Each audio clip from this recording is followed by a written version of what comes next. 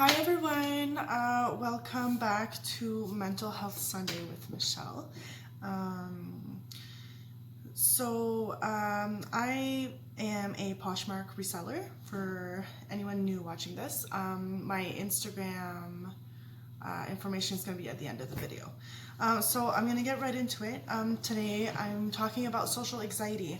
So this is my biggest one. I have a little bit of all of them, GAD, agoraphobia, and social, but the social is the biggest one for me. So what is it?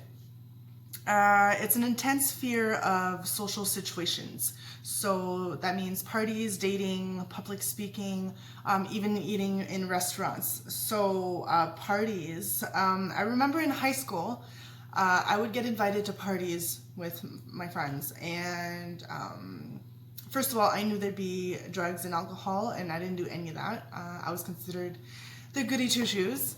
But that wasn't the reason why I didn't want to go. The reason why I didn't want to go was because I knew it would be offered to me, and I knew I'd want to say no, and that wouldn't make me cool. So I just avoided the whole thing. I just refused to go socialize with my peers, in case I got judged, really, in case they laughed at me because I wasn't doing what they were doing. Public speaking, yeah, I can't do that. I mean, I could, but I'd be a hot mess. So I remember, since I was a kid, doing presentations in front of a class, we were 15 kids, I guess. It was horrible. I'd be sitting in front of the class, and I couldn't even do eye contact. I would look above their heads. I would talk really, really low because the last thing I wanted to do was to be talking, but I didn't have a choice, right? Or else I'd fail my class.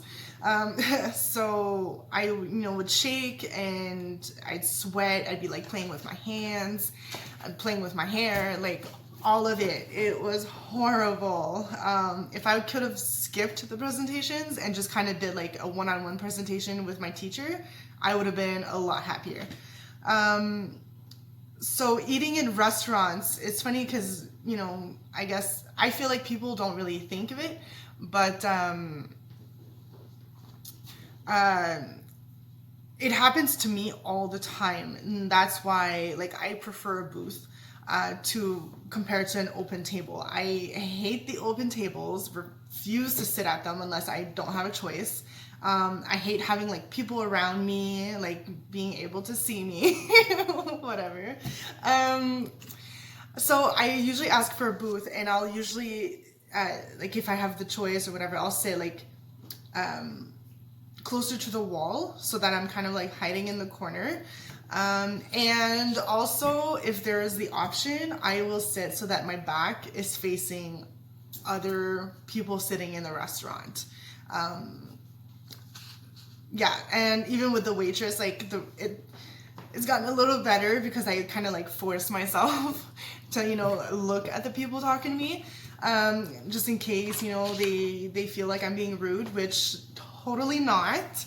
But even sometimes they'll come to the table and I'm no, I'm fine, I'm good, thanks, and I try so hard to look at them, but it's I swear it feels like if I look at them, I'm gonna faint. It's crazy. Okay, so yeah, so you can feel nervous. It's totally normal, before an interview or before a presentation, before anything. It's before meeting new people. It's totally normal to feel nervous and feel kind of a little agitated. But social anxiety, it's not just being nervous. It's literally legit being scared. I compare it to, let's say, I'll compare it to fear of heights. It's the same response. So somebody who's scared of heights, even thinking of being higher up or being in that situation, would freak the hell out, right? They'd start shaking, having a panic attack, like legit scared, thinking they're gonna like freaking die. It's the same thing for people with social anxiety. It's that same exact fear, only it's about things that are not putting you in immediate danger. So I feel like, for example, fear of heights, you know, people understand that because people are like, oh, you're scared of heights. Yeah, that's legit because you can fall and die. But they don't understand social anxiety because in you know, people that don't deal with it, in their head, it's like, how can you be legit scared of meeting someone new? Like, what do you think that's gonna happen? And in our head, it's like, I'm gonna die. That's what's gonna happen. I'm gonna fucking die. So pretty much, like you know, it takes our fear and it creates like this worst possible consequence, like in our head. Like it just creates this like horrible scenario, and it scares us. Like, to us, we're gonna be in danger, or we are in danger. That's how it is. So for me, the anxiety doesn't only flare up like in this situation. It also flares up like leading up to it.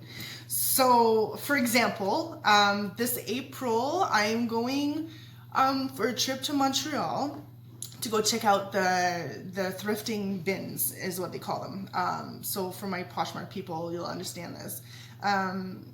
So it's in Montreal. It's 2 hours away, and I'm going with someone I recently met. So I know you're watching this, and I super love you. But this person, like, I met her through Facebook Marketplace. She wanted to buy something off of me, and she realized that I was on Poshmark. So she messaged me and said she'd rather pick it up than get it shipped, which was fine. So she came to my house and picked it up. We ended up chatting about Poshmark, what we're doing, what we're not doing, our opinions, and all that. And since then, we've been chatting on Facebook and on Instagram, and we're actually friends on Facebook now, which is super cool. So she asked me if I wanted to go on this trip with her, and I was like, oh my God, like, yes, I want to go to the bins and pay for clothes per pound and not have to pay like over $2 per piece. So why is my anxiety flaring up about this, right?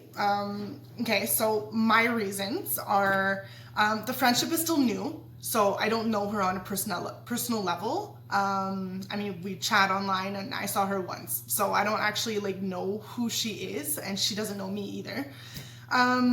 So that's one reason. 2 hour drive in a car with someone you barely know. Yeah, that freaks me out because I'm no good with small talk whatsoever. I hate it and I suck at it. So if you're not talking, then I'm not saying crap. And the idea of sitting in silence with someone, that gives me anxiety also, because then it just gets awkward. So, I mean, hopefully, it depends on who the person is. Sometimes you just kind of click and the silence is not awkward. So I'm kind of hoping that's how it's going to be. Or she'll like be super talkative because I don't know, maybe I'll surprise myself and I'll be talkative too. I have no clue. Other reasons. So what if she doesn't like me? What if I don't like her? First time at the bins. It's my first time. From what I've heard, it can be crowded. People get violent. People push you around. Like, that freaks me out. Like, what? What if I catch something and get sick? What if I bring bugs back home? All of that freaks me out. So, and it's a whole different city too. Like, I'm gonna be outside of Ottawa. Like, that's a new place. Like, what if, I don't know, like, it just gets to the point where I'm like, what if she leaves me there? What if I get lost? What if I get kidnapped? And pretty much, if you don't get your anxiety under control, that's how it is. It escalates until you're having a panic attack because you think that you're gonna die on this trip, like, you know? So what I do, I usually close my eyes and just breathe it out, tell myself over and over that I'm gonna be okay, and until I calm down, and that's kind of how I get control over it. So I'm gonna get more into all of that another time, and I'll see you next Sunday.